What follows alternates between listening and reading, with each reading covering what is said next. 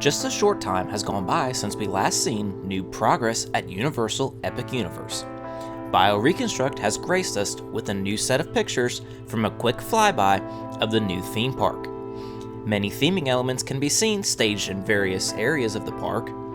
The first view of multi-vehicle testing at Minecart Madness, and the statue at Luna Overlook has been placed in its final home. All of that and more on this flyby update of the construction progress of Universal Epic Universe, with our aerial views provided to us as always by BioReconstruct. Just south of Epic Universe, Stella Nova Resort has made a huge construction milestone.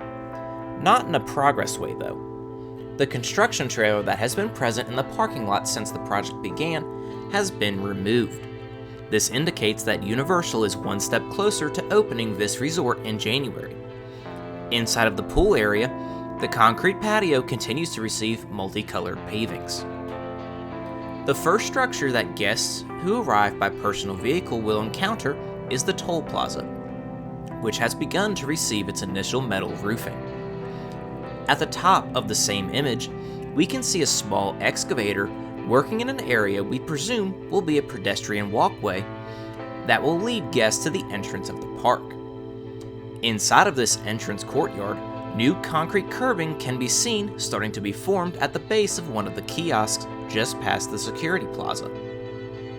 Looking at the top of the Kronos Tower, we can see two electric motors currently wrapped in plastic.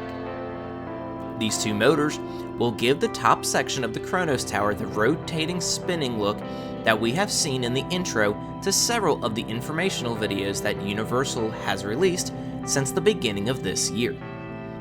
It will likely not rotate that fast once operational, but at a slower pace that the Universal globe spins near the entrance to Universal Studios Florida nearby. Outside of the fences of the park itself, several themed elements can be seen on the ground waiting their turn to be installed. These elements include a dragon house, a two-headed dragon, along with several other Viking elements for How to Train Your Dragon Isle of Burk. Not only these, Toothless has also been released from his red tar prison, making his first appearance at the first launch of the coaster inside of the land. For Super Nintendo World, clouds, animated trees, green pipes, turret tops for both Peach's Castle and the central turret for Bowser's Fortress are all present on the ground waiting to be installed. We also have a monster spotting at the back of Dark Universe. The three monsters that topped Monsters Cafe that were removed to make way for Minion Cafe have made an appearance lying on the ground. Could we see these three monsters get a second chance at life inside of Dark Universe when it opens with Epic Universe next year in 2025?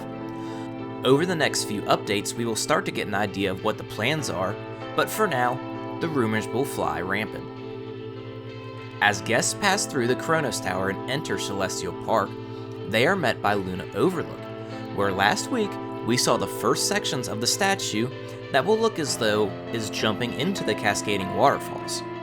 This week, the bottom half of the statue has been placed at the top of the cascading waterfalls, along with the top half of the body. Inside of Luna Overlook, we can see several additional pieces of this statue wrapped in plastic for protection during transportation that are waiting to be installed. This includes the ring that will surround the statue and a rabbit. The rock work on either side of the overlook continues, with the left side of the rocks nearly complete, while much of the right formation still needs to be sculpted. Inside of the basin of the first water feature near Atlantic Restaurant, workers can be seen washing out dirt and sand from the bottom of the collection pond. Recent heavy rainfall has filled all of the three main water features with sediment, which will need to be cleaned out before more major water testing can proceed to prevent any unwanted damage to the pumps.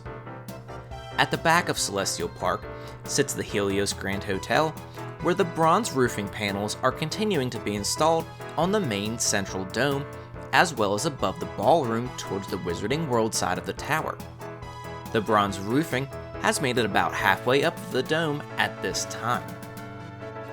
During this brief flight Over Epic Universe, the majority of the coverage was around Donkey Kong Country inside of Super Nintendo World.